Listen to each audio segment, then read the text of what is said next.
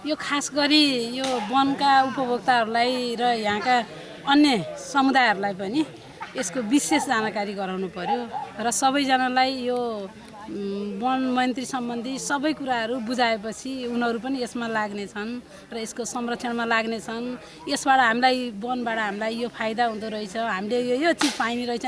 कति मान्छेलाई त्यो कुराहरू ज्ञान पनि छैन कि तिनी कुराहरू ज्ञान गरायौँ भने यसलाई चाहिँ हामीले सफल पार्न सक्छौँ। यो कार्यक्रमहरू कार्यान्वयनमा ल्याउन पनि सक्छौँ, अझ प्रभावकारी बनाउन पनि सक्छौँ। अरू अन्य ठाउँमा भन्दा पनि अझ विशेष गरी यहाँ त अब पहिलाभन्दा धेरै सुधार भइसकेको छ हैन। तर त्यो भित्रबाट जसले चाहिँ आफ्नो भान्सामा निस्केका फोहोर घरमा आएका प्लास्टिकहरूलाई चाहिँ कसरी छुट्टै राख्ने, कसरी त्यसलाई चाहिँ कम्पोस्ट मलमा परिवर्तन गर्ने, त्यो प्लास्टिकहरूलाई चाहिँ कसरी लगेर कुन ठाउँमा राख्ने भनेर भन्ने खालको कुरा पनि नगरपालिकाले त्यसको भिजनसहित आउन सकेन भने एउटा घरमा उत्पादन भएको प्लास्टिकहरू त्यो घरको मान्छेले कहाँ लगेर फाल्छ भन्दा त अब यो भाषणमा मात्रै अनि त्यसपछि योजनामा मात्रै राखेर नभइकन त्यो चाहिँ यदि त्यसलाई चाहिँ निर्मूल पार्ने हो भने उपाय के हो त, त्यस्ता खालका कुराहरू पनि सँगसँगै आयो भने हाम्रो लक्ष्य उद्देश्य पुरा हुन्छ जस्तो लाग्छ।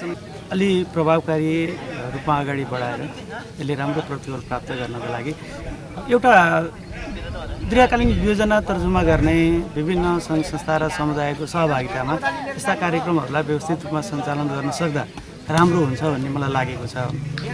कार्यक्रम मैले पनि सुनेको, अलिकति देखेको पनि कार्यक्रम अलिकति हतारमा र बिना तयारी भयो र वृक्षारोपण गरेका कार्यक्रम पनि अलि अस्तव्यस्त भयो कि आज हामी रुख लगायौँ, भोलि दिन त्यही रुख खेलेर अन्त सार्नुपर्ने स्थितिमा कतिपय ठाउँमा वृक्षारोपण गरेको भन्ने पनि सुन्नमा आएको छ। अब यसलाई अलिकति दिगो बनाउने योजनाका साथ खास गरी त यो वातावरण मैत्री कार्यक्रम जनताहरूमा जनसहभागितामा आधारित कार्यक्रम पनि हो। अब यदि जनताहरू त्यसमा सहभागी हुन सकेनन् भने यसले सफलता पाउँदैन। पहिलो कुरो त जनसहभागिता कसरी बढाउने त्यो विषयमा स्पष्ट नीति लिएर आउनु पर्यो। अर्को कुरो जहाँ लगानी गरिन्छ, अब यो चाहिँ सबै गाविसहरूमा वार्डमा एकैचोटि सञ्चालन गर्ने कारणले गर्दाखेरि त्यसको बजेट विनियोजन कार्यक्रमहरूमा प्रायोरिटी राखेर काम गर्नु पर्यो।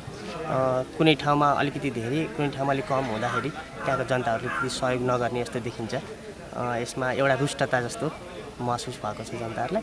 त्यही भएर बजेट विनियोजन त्यसपछि जनसहभागिता यो दुईवटा कुराहरूलाई ख्याल राख्छ। वातावरण मैत्री नगरपालिका बनाउने सन्दर्भमा नगरपालिकाले सञ्चालन गरेका कार्यक्रमहरू अहिले समुदायमा टोलमा आइरहेको छ।